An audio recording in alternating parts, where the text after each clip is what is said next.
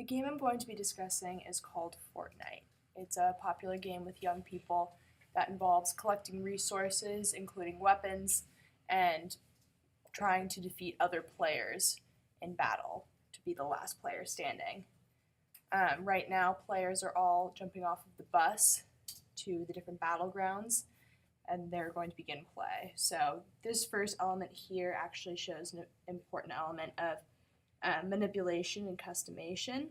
So players are able to choose which of the areas of the game they want to start in.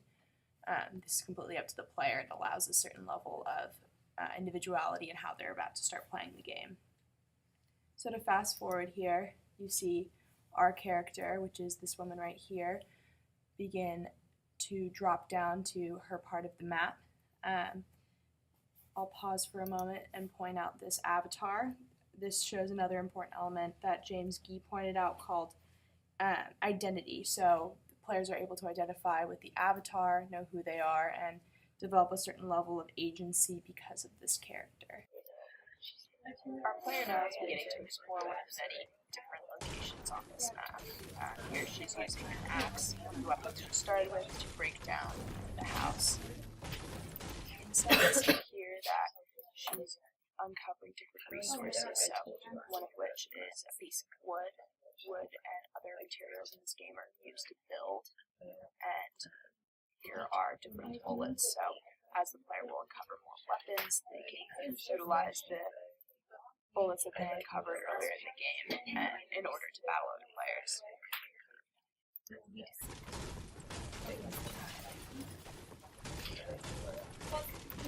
I'm going to pause here again to point out this icon right here. This icon demonstrates a button that is on the game controller that if the player presses, they're able to pick up the resource that they just uncovered. So in this case, it's the ammunition.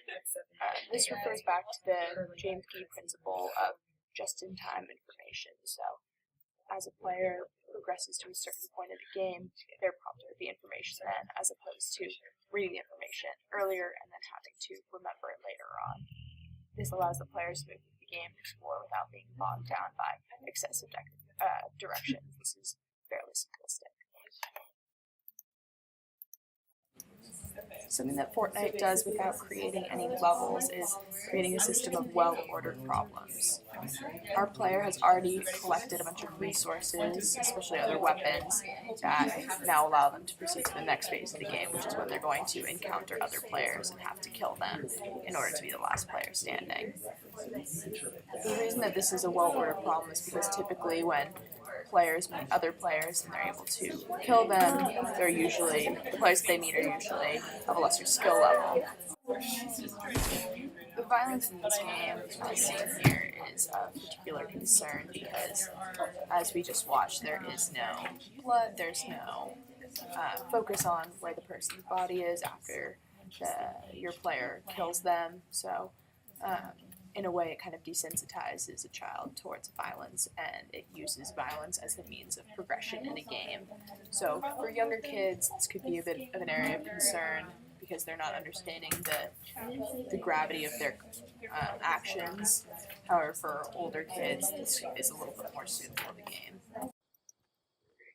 Players in Fortnite are constantly having to use their multitasking skills in order to progress in the game. They're on the lookout for immediate targets and immediate predators to them. They're thinking about which weapon would be the best one for their goals, and they're trying to avoid the looming storm that's along the edges of this map here. So you can see our player has heard something in the distance, saw another player, and is now switching their weapon in order to best defeat them.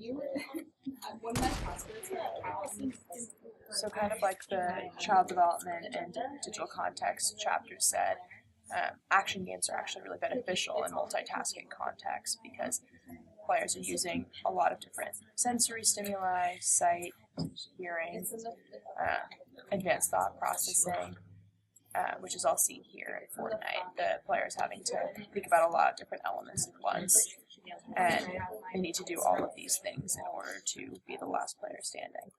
One of the parts of Fortnite that I really like, and I think is one of the greatest advantages of this game, is the fact that every time you play the game, although the story is the same, there's a high level of customization in how players can play. So, there are some players who choose to hide in different parts of the map, and that's their tactic for winning the game.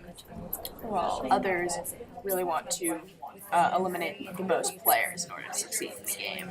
There are players who build elaborate creations in order to succeed in the game. So the story is maintained every time, but the game is enticing because it allows players to try different styles in a safe place and see which one will ultimately lead to winning the game.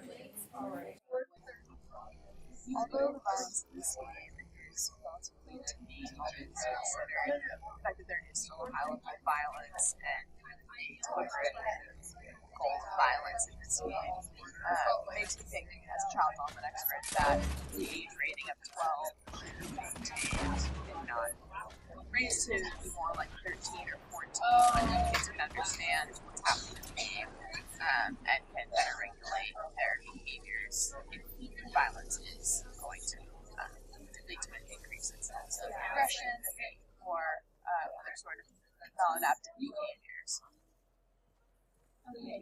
However, Fortnite is really fun. I've played it, I've enjoyed it, and I think that the story is simple enough and the game progresses allows for very easily scaffolded